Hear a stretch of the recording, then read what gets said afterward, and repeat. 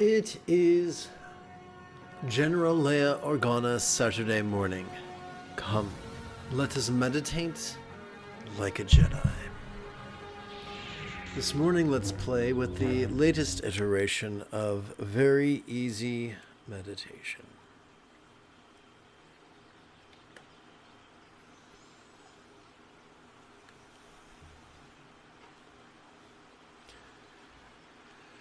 We shall begin with our first of 4 phases of mindful crease counting. The luxury electric vehicle of mindfulness and meditation traverses the smooth road afforded by Anu Yoga's energy work. Now, there are many flavors of energy work. Personally, I think that mudra or finger gesture oriented is the most efficient. Over the span of 12 inhalations, we could advance our right thumb thusly, beginning with the right little finger. 1, 2, 3, 4, 5, 6, 7, 8, 9, 10, 11, 12. If we wish to multiply that by 12, use your left hand, not to count repetitions, but to count sets. 1, 2, 3 sets of 12 repetitions. 4, 5, 6, 7, 8, 9, 10, 11, 12 sets of 12 repetitions. Doing so will give you 144, and to keep track of our first collection of 144, we could rest the great knuckle at the base of our right little finger upon the tip of our left little finger, palms up in our lap. Now, is this ungainly? Yes, this is ungainly. But repetition really is the mother of skill. Come to these live streams every 12 hours or so, and within a week or two, you could master all these techniques. Working with our little knuckle thusly, the moment we doing so gently invites our subtle energies to coalesce in the bladder region of our lower abdomen. What if enlightenment was nothing more than mastering Gautama the Buddha's Eightfold Path? But what do we mean by mastery? No infant is born knowing how to use the toilet, how to brush its teeth, how to tie its shoes, how to ride a bike. Yet by the time a child is ready to enter first grade, typically they're so good at those 4 tasks that they're able to perform them spontaneously, habitually, easily, and effectively. That is mastery. And my thesis is this: by getting real good at the 7th folds mindfulness and the 8th folds meditation, the remaining 6 folds of the Buddha's Eightfold Path take care of themselves.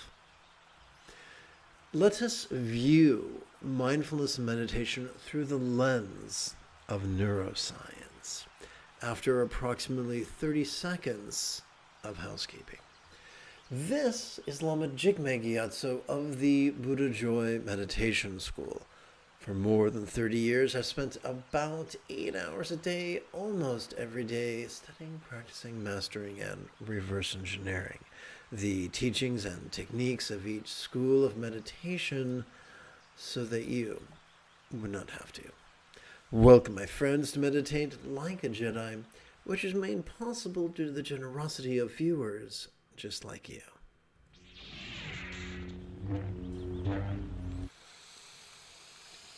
Sturgeon's Law reminds us that 90% of everything sucks, and that suckiness could look like patriarchy's rigidity, fearfulness, superstition, controlling tendencies, elitism, cryptic communication, competitiveness, and cruelty. When someone who is rigid and controlling finally finds someone to teach, they implore their students to practice focus and analysis. Now, the only regions of our brain possessing the neural pathways that can support these activities are those found in regions such as the medial prefrontal cortex or the dorsolateral prefrontal cortex. Overwork your prefrontal cortex and you will trigger your amygdala, the seat of anxiety and aggression. And I think we can all agree that's pretty much the opposite of peace and love. Fortunately, the central nervous system is comprised of more than just the amygdala and the prefrontal cortex. Consider, if you will, mindfulness. Every time we inhale, whether we know it or not, evolution has already wired us to access the sympathetic nervous system ensconced within the middle third of the spinal cord. This sympathetic nervous system has evolved to help us notice in a very special way, to help us notice vulnerably, passively, viscerally, randomly, and fleetingly. But notice what? Notice mind's antics of perception. You know, seeing, hearing, feeling, tasting, smelling, and the like, including emotion, intention, cognition, recollection, and imagination.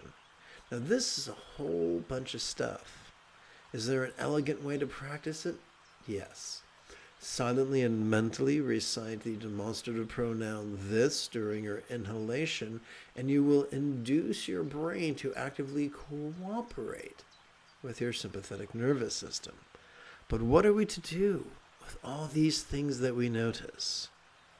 That brings us to meditation. Every time we exhale, whether we know it or not, we are wired by evolution to automatically access the parasympathetic nervous system, divided between the lower third and the upper third of that same spinal cord. This parasympathetic nervous system has evolved to support both physical relaxation and mental release, to the point of experiencing what was perceived during the previous inhalation as being so impermanent as to be as non-graspable as a vast empty void. Now, any English teacher will remind us that a simile is only as beneficial as it is relatable. Therefore, we must ask, what is a real-world example of a non-graspable, vast empty void? How about the illusion of the infinite azure sky on a bright and beautiful cloudless morn, which, although is tantalizing to the eye, is non-graspable to the hand? This is exactly why we say that frequently training in mindfulness and meditation helps us to effortlessly master the right view of literal impermanence and figurative emptiness. This is the first benefit of the regular practice of mindfulness and meditation. Now that was a lot of words. Is there an easy way to practice it? Yes. Silently and mentally recite the one-syllable verb ease during each exhalation, and your brain will be induced to cooperate with your parasympathetic nervous system. Excuse me. So let's, together as a team, dig in together right now.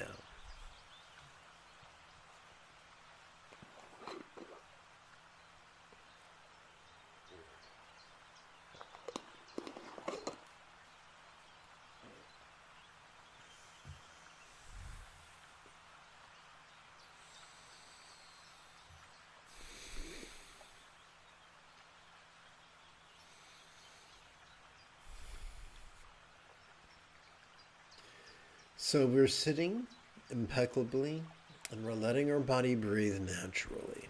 In coordination with that breathing, we are passively noticing and passively relaxing.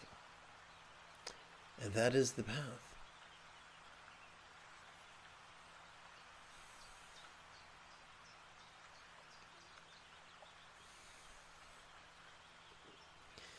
Doing so, we wake our brain up from the habit of ignoring our autonomic nervous system and remind it to cooperate with it.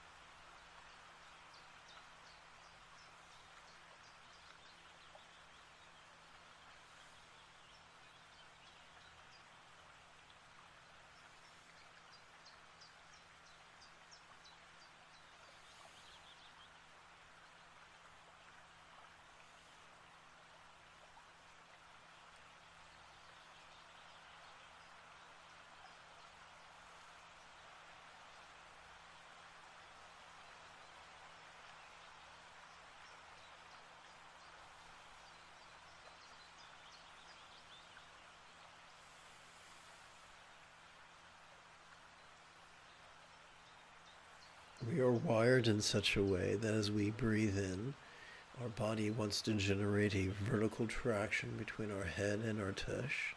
And as we breathe out, our body wants to relax, even a little bit. Even if only a little bit.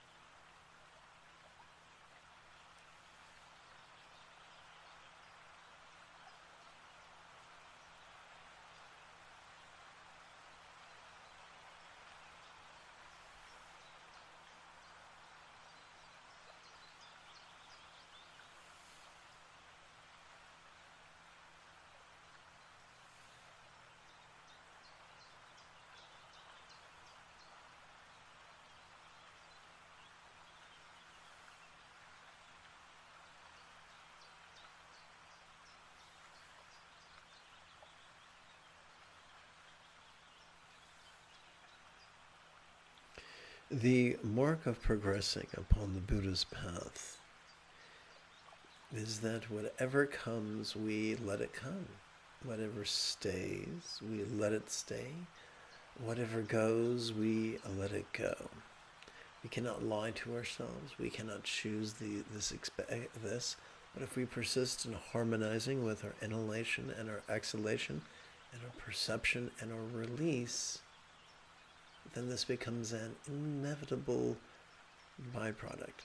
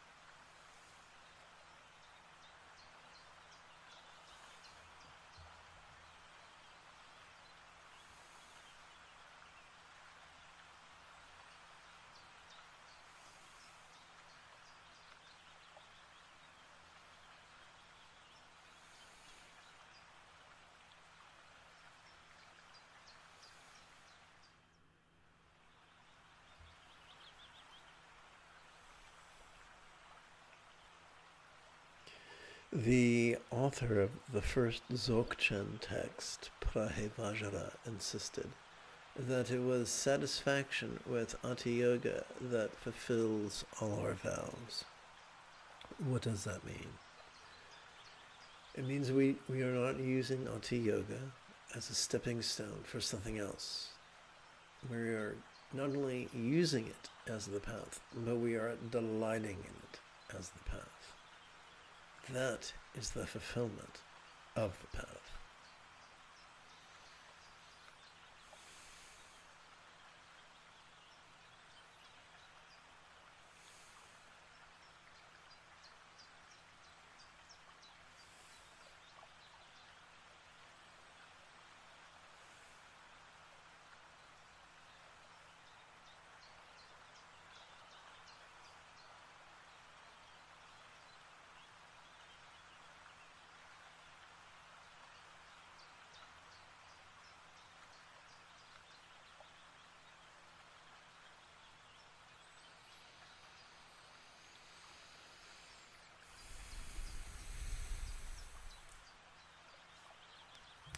Good morning and welcome to the second of 4 phases of mindful crease counting.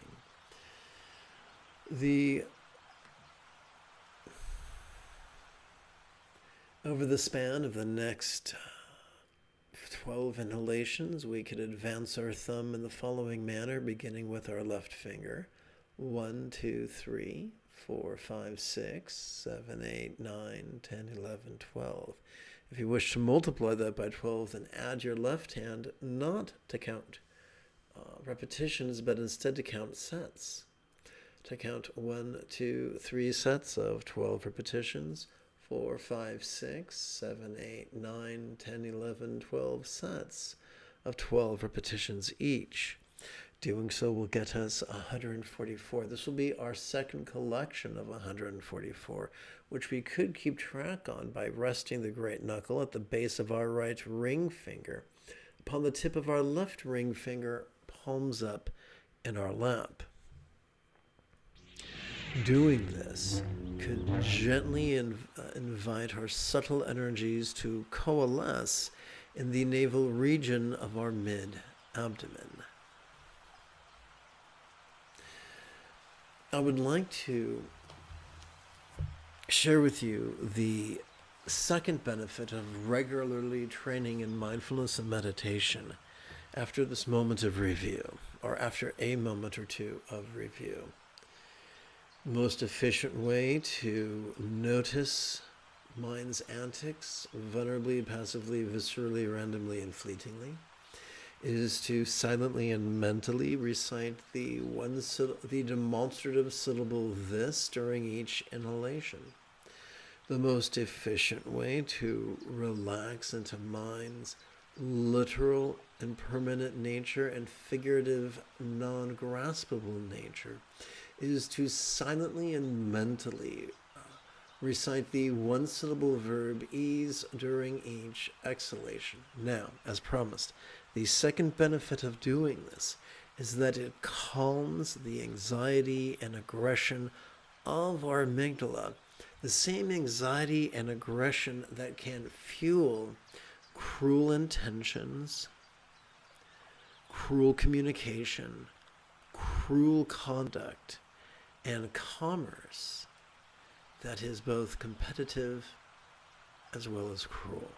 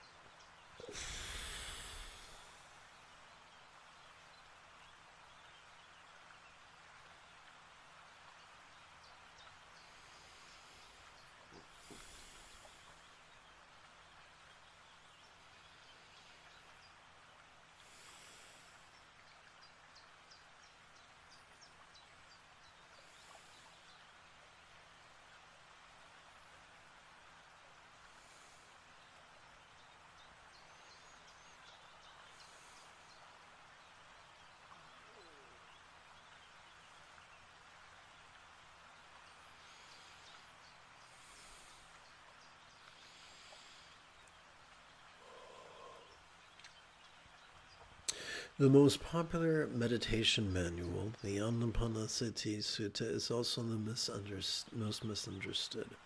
Nowhere do we read that we are to concentrate on our breath. We do read that we are to coordinate both our perception and a release with our breath, and that's different. Sometimes we might spontaneously notice our breath. Sometimes we might spontaneously notice our body. Sometimes we might spontaneously notice physical pleasure. Sometimes we might spontaneously notice emotional pleasure. Sometimes we might notice various emotions, intentions, thoughts, memories, and imaginings. Other times we might notice sights, sounds, sensations, flavors, scents, and the like. Regardless of what we notice, we are to be vulnerable, we are to relax, we are to release.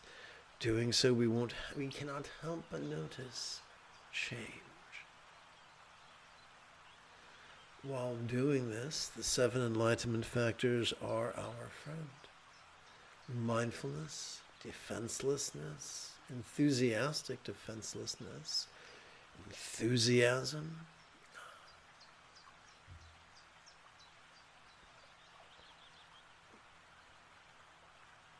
These are our friends. Coordinating perception with inhalation is our friend. Coordinating exhalation with release, with peace, is our friend. Applying the same antidote to whatever we experience is our friend. Do this, and you soon could master the path of true knowledge and liberation.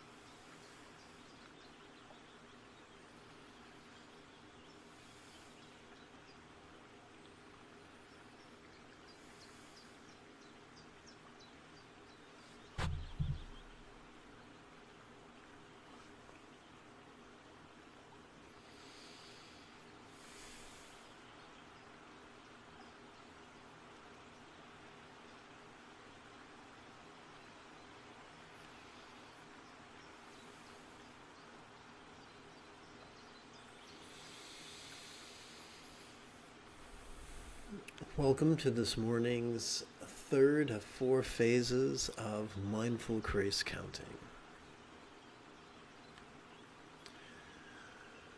Over the span of the next 12 inhalations, we could advance our right thumb in the following manner, beginning with our little finger.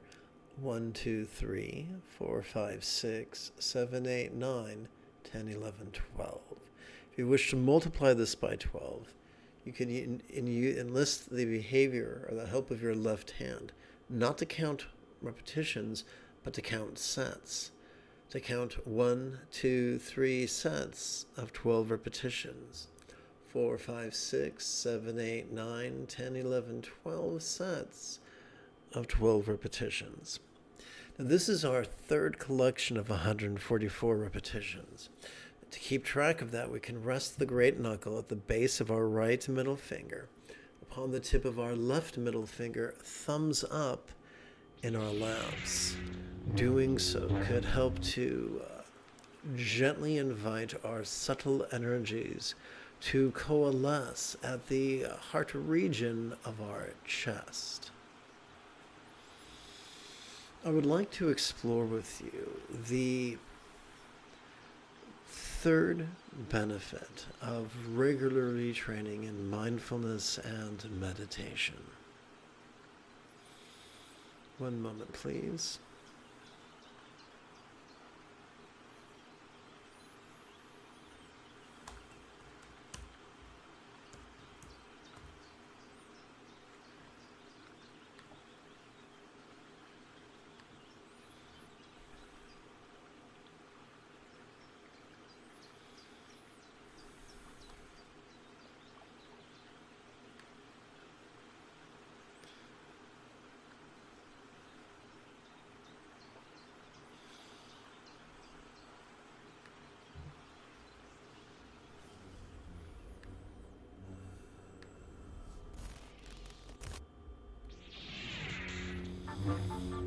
Okay, thank you very much.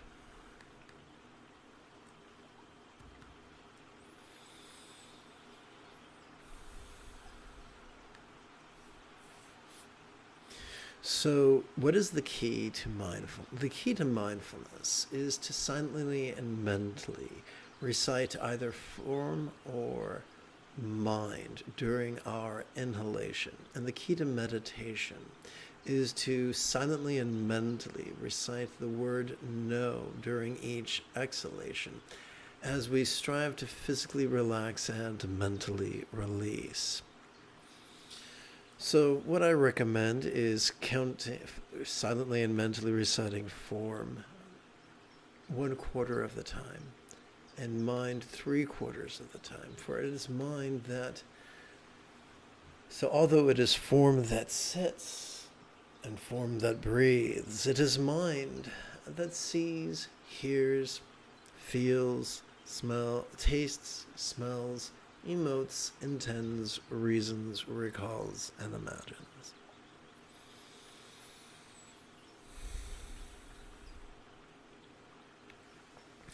If you have any questions about Buddhist mindfulness, meditation, or philosophy, simply type your question in great detail in the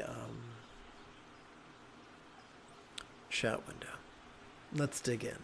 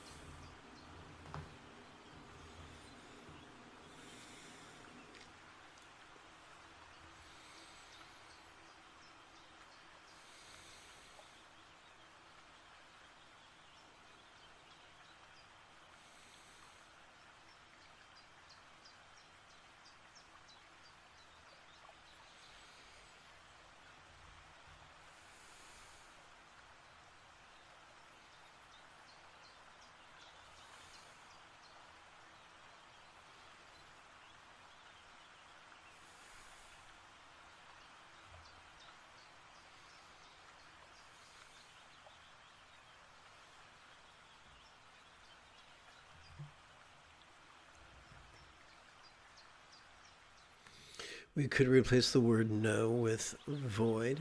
Void is a metaphor of non-graspability. As we relax into our exhalation, whatever we noticed during our previous inhalation could feel as non-graspable.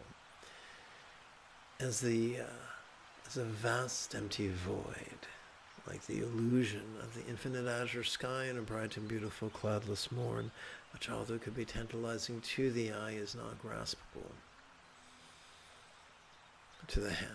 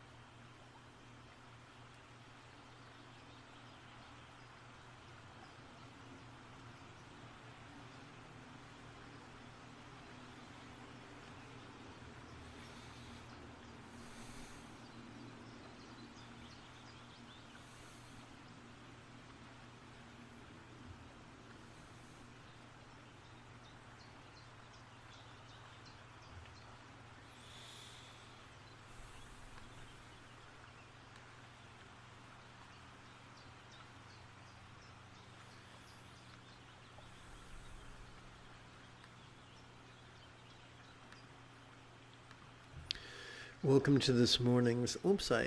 I should probably mention one more thing. The third benefit of mindfulness and meditation is that it stimulates our anterior cingulate gyrus, which functions as the hub of our mirror neurons, the seat of empathy, which is the root of compassion and love. Consequently, by training in mindfulness and meditation, we experience the highest love, which is spontaneous and uncontrived, kind intention, kind communication, kind conduct, and commerce that is as compassionate as it is cooperative. We come now to our fourth and final phase of mindful crease counting.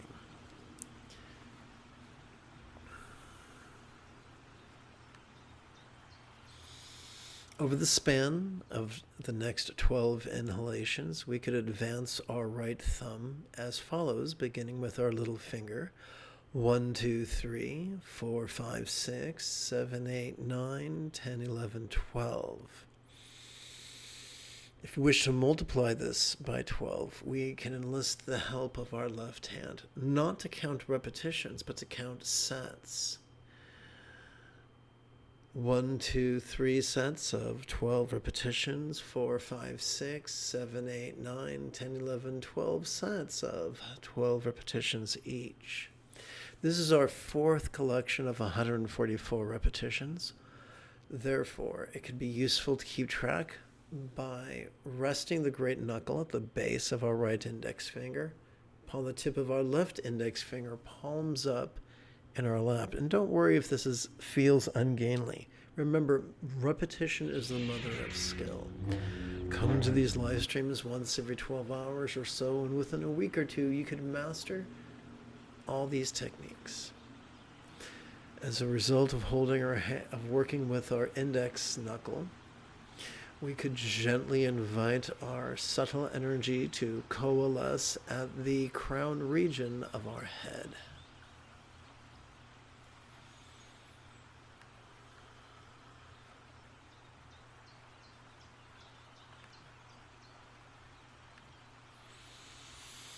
Allow me to remind you, refresh you, get you up to speed about mindfulness. The key to mindfulness is to silently and mentally recite either form about a quarter of the time, about mind about 3/4 of time during each inhalation. This will facilitate our tendency to notice vulnerably, passively, viscerally, randomly, and fleetingly.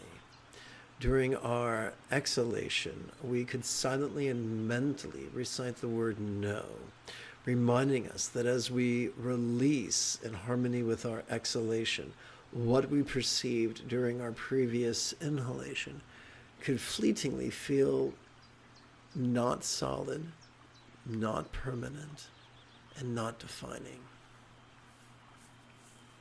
Or at the very least less solid, less permanent, and less defining. If you have any questions about Buddhist philosophy, Buddhist mindfulness, Buddhist meditation, simply type your question in great detail in the chat window.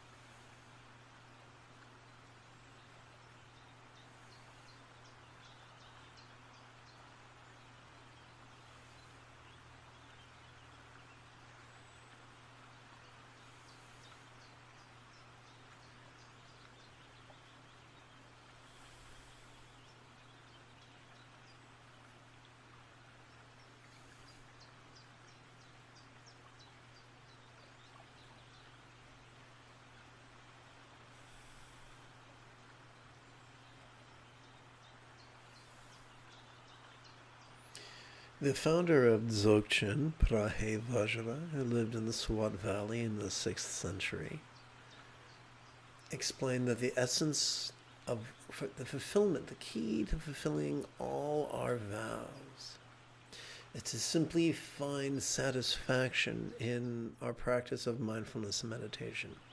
Not to think of it as a stepping stone, but to simply take pleasure in it. This is what the Japanese meant when they said, the path is the goal. We cannot do this by lying to ourselves or forcing ourselves. The key is to sit in a way and breathe in a way and notice in a way and relax in a way that is pleasurable and fulfilling.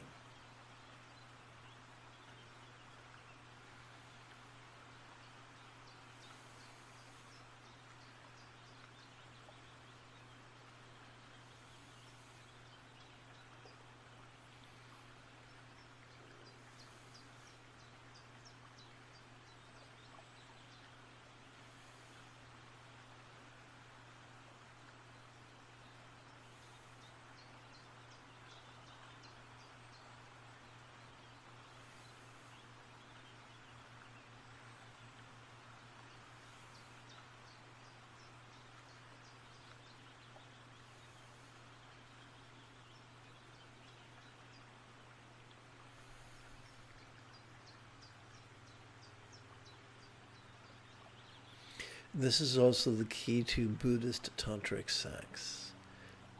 Not the folly of chasing orgasm, not the folly of fleeing orgasm, but of simply savoring the present moment from the place of centered spontaneity. But what is centered spontaneity? Persist with mindfulness and meditation at least once every 12 hours, and you could find that your choices, utterances, and deeds begin to flow from the effortless effort of love's centered spontaneity.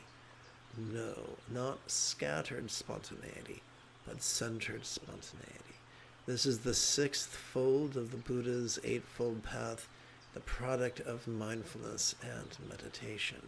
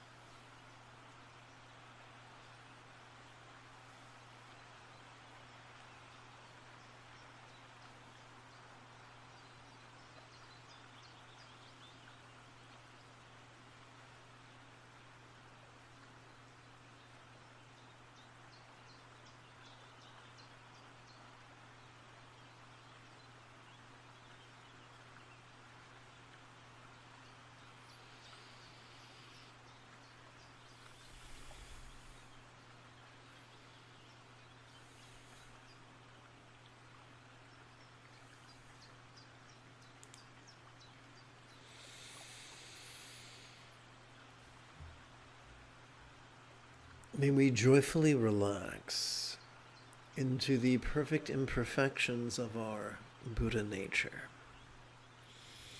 If you feel that I have earned it, you could give this live stream a thumbs up. You could even help support this channel. In approximately 2.5 hours, I would very much like to return to lead today's mid-morning meditation class and group practice. And if you are as geeky as me, may the Force be with you always.